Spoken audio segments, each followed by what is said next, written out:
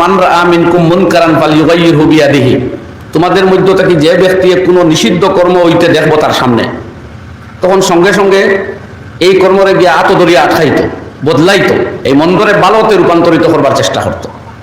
কোনো বক্তব্য না, কোনো চিল্লা চিৎকার না, গিয়ে হাত দ্বারা হাম আটকাইতো, আটকাইয়া বদলাই দিত। যদি কোনো কারণে এটা পারে না, তে সেকেন্ড অপশন পাইল্লাম ইয়াস্তাতি ফাবিলিসানিহি, যদি হাত দ্বারা আটকানো আর বদলানো সম্ভব না হয় তাইলে মুখ দ্বারা এটার প্রতিবাদ করতো, বদলাইতো, বদলাইবার জন্য বলতো, নিষেধ করতো, এবং এটা না করবার লাগে হইতো।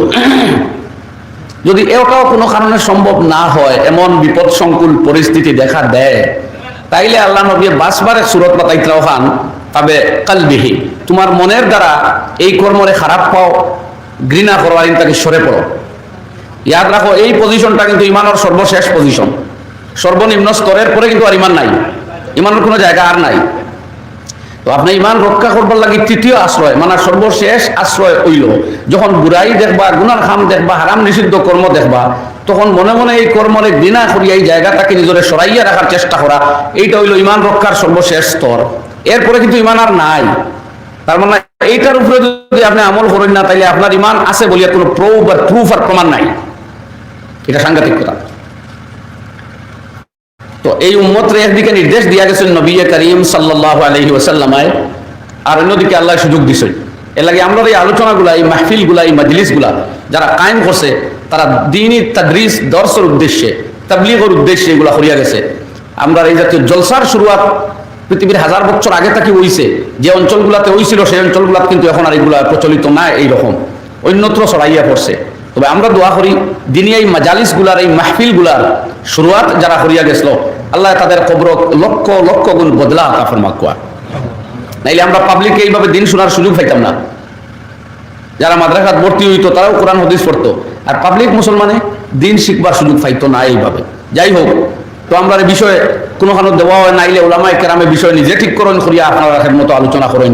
নবী করিম সাল্লাল্লাহু আলাইহি ওয়াসাল্লাম এই আলোচনার বড় সার্থকতা উল্লেখ করতে এক জায়গাত, বড় সফলতা উল্লেখ করিয়া ফরমাইতরা যে আল্লাহ নবীর কথা যদি জানো, শিখোতে ওটা মুখস্থ করো। আমি দোয়া করি আর নাযযারাল্লাহু রান সামিআ মিন্না শাইআ, আল্লাহ নবী দোয়া করলেন যে আমার কোনো হাদিস, কোনো কথা শুনবো আর শিখিব, ফাওয়াআহু, আর ওটারে হিফাজত করব, রক্ষণাবেক্ষণ করব, শিখব, ফাবাল্লাগাহু কামা সামিআ, আর এর বাদে ওটা অন্যর কাছে পৌঁছাইব যেভাবে শুনছে, রদ্দ বদল করতো না, মেহনত করিয়া ওটারে অবিকুল ধারণ করিয়া ওভাবে উম্মতর কাছে পৌঁছাইব। নবীজি দোয়া করতে আল্লাহ তারে দুনিয়া আখিরাত সুজলা সুফলা শস্য শ্যামল জিন্দেগি দান করুন জানি।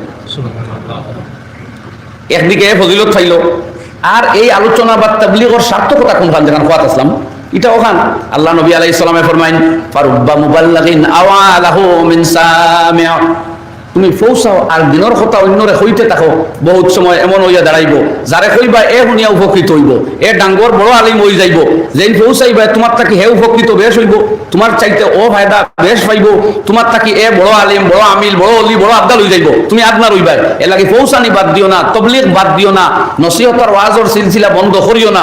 বহুত সময় ওয়াজ করনেওয়ালার থাকি, পড়ানেওয়ালার থাকি, তবলিগ করনেওয়ালার থাকি, যারে পৌঁছাইবা, যারে শিখাইবা, যারে কইবা, যারে বুঝাইবা, এর মাকাম আর রুতবার সময় বাড়ি হইব। সুবহানাল্লাহ।